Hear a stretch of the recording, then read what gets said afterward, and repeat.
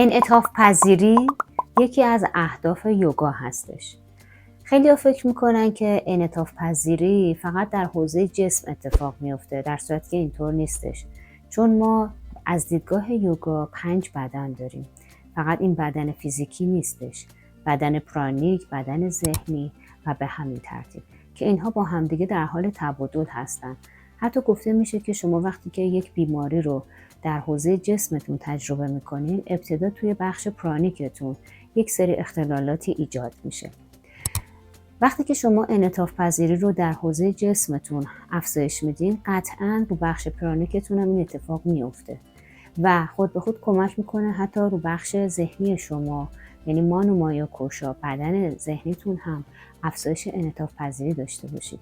و اونجاست که به معنای این دعا پی میبریم که پروردگارا به من آرامشی عطا فرما تا بپذیرم آنچه را که نمیتوانم تغییر دهم، شجاعتی که تغییر دهم آنچه را که میتوانم و بینشی که تفاوت این دو را بدانم. پس تمریناتی که امروز انجام میدیم هم به جسم شما کمک میکنه که کم کم اون افزایش انعطاف پذیری رو داشته باشید. حالا هر کس در حد خودش که قرار نیست هم دیگر رو با هم مقایسه بکنیم و همین که در حوزه ذهن و افکار شما هم قطعا تغییراتی رو ایجاد میکنه، به شرطی که هر روز تمرین کنید. میخوایم بریم سراغ تمریناتمون. آماده باشید. تا قبلش ازتون میخوام حتما کانال رو سابسکرایب کنید، زنگوله رو بزنید که هر موقع براتون ویدیوی آموزشی میگذاریم مثل این درخواستی که دوستمون داشته حتما کامنت هم بذارید و براتون ترتیب اثر میدیم. برای تمرین اول میخوایم در حوزه گردن انعطاف پذیری رو افزایش بدیم. میخوام همینجوری که صورتتون روبرو قرار گرفته و نوک بینیتون انگار رو صفحه فرضی مقابل هست، با چشمهای باز شروع کنید 10 دور دایره زدن. حتما چشماتون باز باشه، آهسته انجام بدید. خود به خود با انجام این تمرین اودانا یعنی انرژی سر و گردن فعال میشه، سیال میشه که ممکنه ایجاد تهوع یا سرگیجه بکنه. پس اگه بعد انجام تمرین دچار سرگیجه شدید نگران نشید. با چشم باز و نگاه کردن به یه نقطه ثابت میتونید که استراحت کنید. 10 دور از یه سمت و 10 دور هم از سمت دیگه. خودتون بشمارید لطفاً. نفس جاری هست، دم و بازدم. همچنان بینیتون روی صفحه فرضی مقابل داره حرکت میکنه. به افزایش انعطاف عضلات اطراف گردن خیلی کمک میکنه این تمرین. سرشانتون هم رها هستش. تموم که شد استراحت میکنیم و میریم برای تمرین بعدی. برای تمرین بعدی که خودم خیلی دوستش دارم، ببینید به این شکل دست راست رو میذاریم پشت بازوی چپمون و میکشیم پشت ساعدمون و دست رو کاملا به جهت مخالفش هدایت میکنیم، حالا هر چقدر که در توانتونه دیگه. بعد سر رو به جهت مخالفش میچرخونید. 2-3 تا نفس بمونید. نفس ها از بینیه. بعد جای دست رو عوض میکنیم به این شکل. اینو قراره که 3 دور با هم دیگه تمرین کنیم. خیلی تمرین خوبیه. حتی من دیدم مربیان فیتنس موقع کول داون که دیگه حالت انعطافی کار میکنن معمولا این تمرین رو ارائه میدن. خیلی تمرین مناسبیه، کشش داره، انعطاف رو زیاد میکنه در حوزه کتف و سرشانه دستاتون. این دور سوممه. بله. و سمت دیگه در حد توانتون بکشید. ممکنه هر دور کمی بتونید بیشتر بکشید. استراحت میکنیم و میریم برای تمرین بعدی. برای تمرین بعد در محدوده آرنج و بازومون میخوایم کار کنیم که روی روتیتور کاف، عضلات روتیتور کاف هم اثر میذاره. ببینید دست چپ رو به این شکل میبرم بالا، با کمک دست راستم به عقب هلش میدم. 2-3 تا نفس میمونم. حتی میبینید که روی پکترالیس سینه‌ای هم اثر میذاره. بعد جای دست رو عوض میکنم.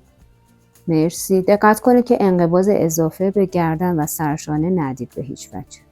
دوباره میتونید بینش حتی دستا رو بیارید پایین، کاملا استراحت کنید به این شکل. بعد برید برای بخش بعدی.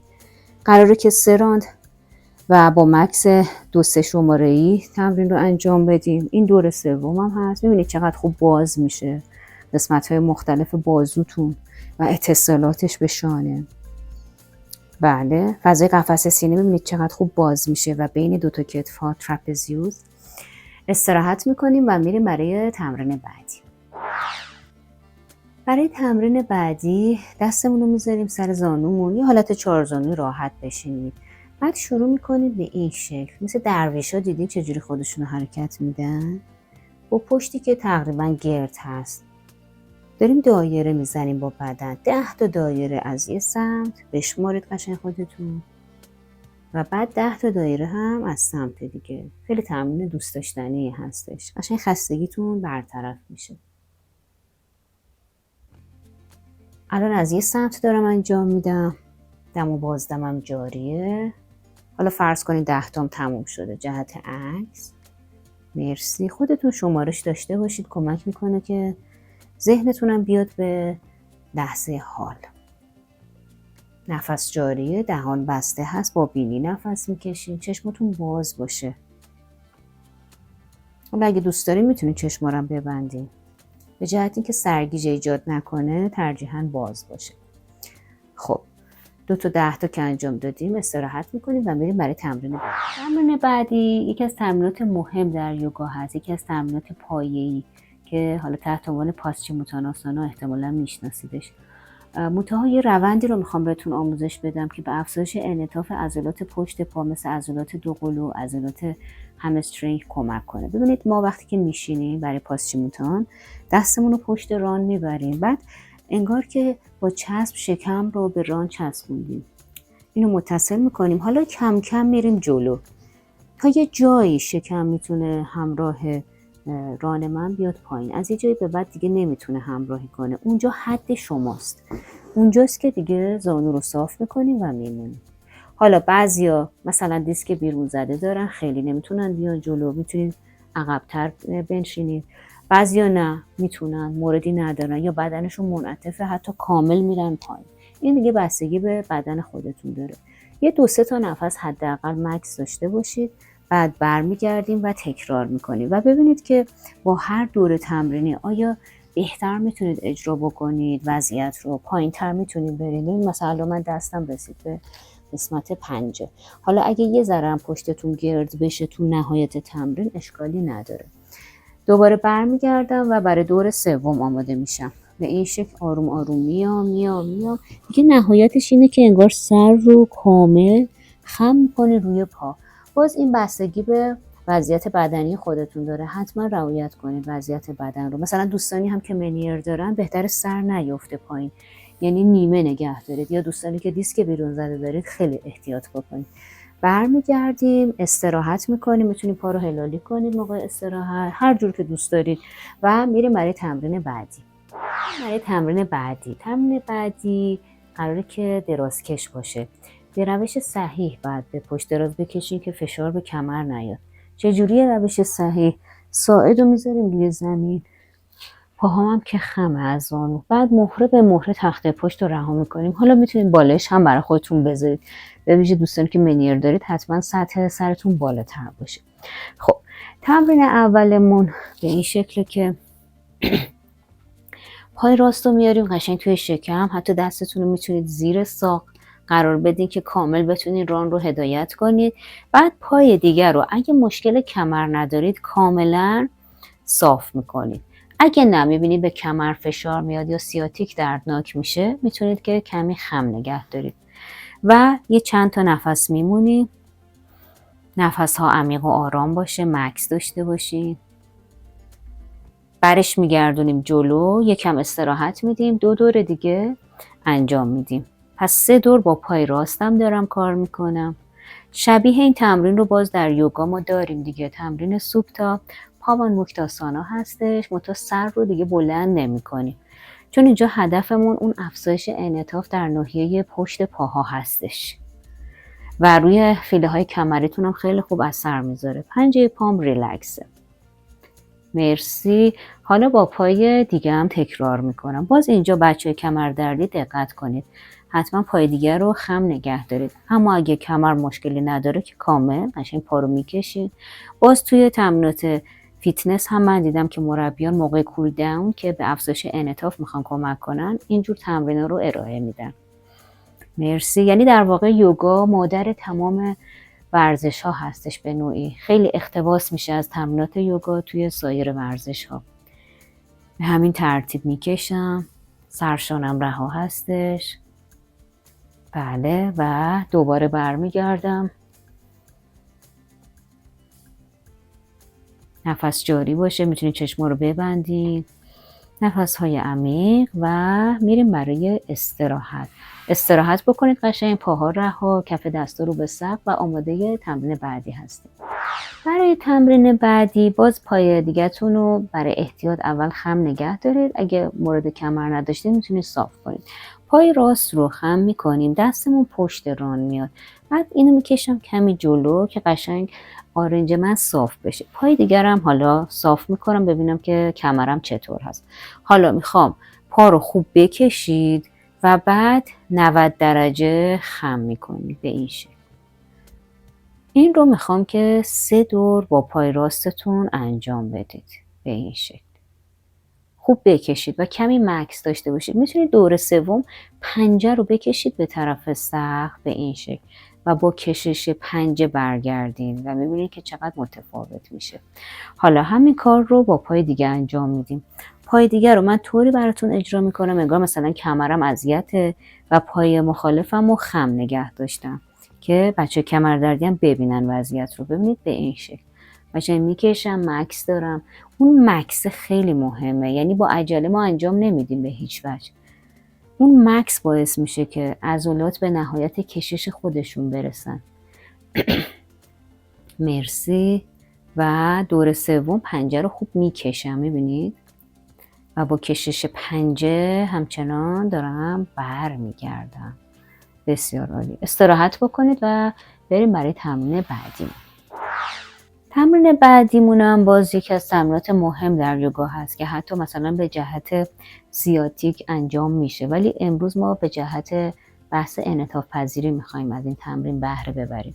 پاها رو خم میکنیم، پای راست رو قوزک خارجیشو میذاریم روی ران پای چپمون.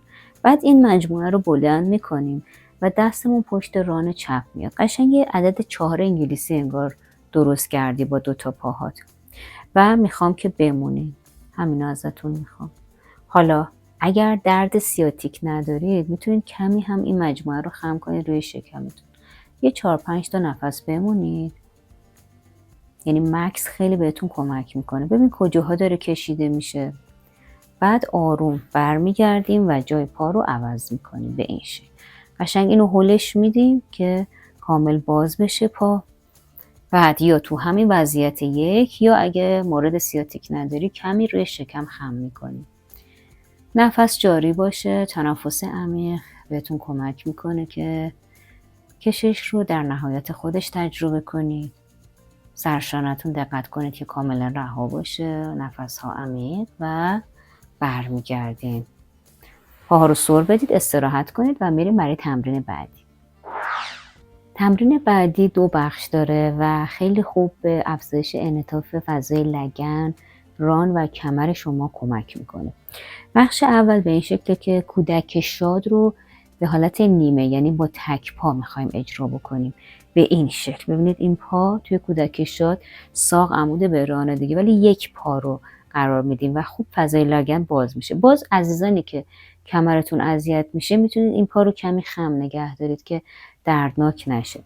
خب قشنگ دستتون رو ببرید لبه خارجی پا، یکم تو این وضعیت مکس داشته باشید. ببینید که کجاها داره اثر میگیره. ابداکتورها و اداکتورهای ران، دور کننده ها و نزدیک کننده ها، خود فضای لگن کاملا کشش رو احساس میکنید. حالا آروم این پا رو میذارید بالای زانوی پای مخالف، یعنی روی ران.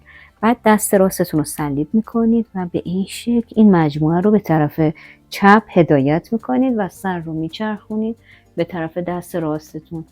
5-6 تا نفس شکمی بمونید. شکمی یعنی چی؟ یعنی با دم شکمتون رو پر میکنید، با بازدم نافتون میره داخل. اولویتتون با کتفتون باشه، یعنی کتفتون جدا نشه. ولی زانوتون حالا اگه به زمین نرسید میتونید یه بالش بذارید، موردی نداره. یه 4-5 تا نفس بمونید، مکس کنید که اثر تمرین رو کاملا درک کنید و آروم آروم برمیگردیم. خیلی خوب چلونده میشید با این پیچی که انجام دادید.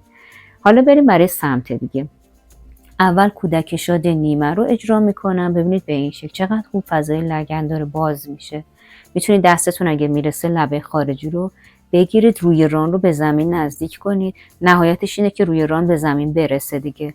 حتی میتونید دستتون رو روی پای مخالف بذارید. اون قسمت الیوسواز رو به طرف زمین هدایت میکنیم. بله، مکس داشته باشید لطفاً. الان میبینید که حتی همسترینگ پشت رانتون هم کاملا داره کشیده میشه.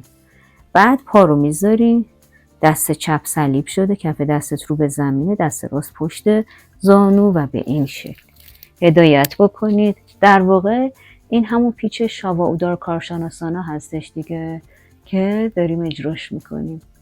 خب 5 تا نفس شکمی، دهان بسته هست، با بینی نفس میکشین یا چشماتون رو ببندین یا اگه بازه نگاهتون به دست چپ باشه. تنفس عمیق شکمی رو داریم اجرا میکنیم که به حفظ پیچ و رهاسازی تن کمک میکنه. برای رفع خستگیتون هم این پیچ خیلی خوبه. بعد آروم آروم برمیگردیم و میریم برای استراحت و آماده تمرین بعدی میشیم. میرسیم به بخش پایانی. میخوایم شاواسانا و ریلکسیشن رو تجربه کنیم. تا قبلش میخوام قشنگ دستاتون رو ببرید بالا سرتون، پاها هم که از پایین داره کشیده میشه. یه کشش به روی تنتون بدید، نفس جاری باشه. کشش، نهایت کشش رو در روی تنتون احساس میکنید و بعد آروم رها میکنید. دست و کنار بدنه، کف دست ها رو به سقف، پنجه پاها رها به طرفین. اگه کمر حساسه حتی میتونید یه بالش زیر رانتون قرار بدین که گودی کمر کاملا روی زمین قرار بگیره. یه چند لحظه ای بدن رو کاملا به زمین میسپاریم. بعد از این همه کش و قوسی که انجام دادیم، حالا بدن رو کاملا رها میکنیم. مثل ژله چجوری رها میشه، مثل کره ذوب شده چجوری کم کم پخش میشه. بدن رو به زمین بسپارید، رهای رها. انگار بدنتون کم کم داره جذب زمین میشه. رهای رها. با هر دم و بازدم بدن رهاتر. دم و بازدم، دم و بازدم.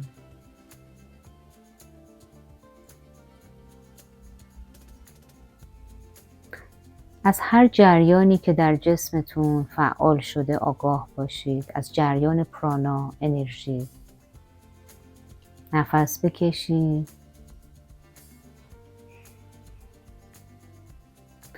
و تا هر موقع که دوست دارید میتونید تو این وضعیت باقی بمونید. این تمرینات رو میتونید که هر روز حداقل 1 بار انجام بدید. اگه میخواین که روی افزایش انعطاف پذیریتون کار کنین، همونطور که اول هم گفتم حداقل 1 ماه تمرین منظم روزانه باید داشته باشید. ما 2 تا ویدیو هم براتون میگذاریم. ویدیوی افزایش انعطاف پذیری که قبلا داشتیم که مکملی هست بر این ویدیو و ویدیوی رفع خستگی. حتما باشون تمرین داشته باشید. مرسی از همراهیتون.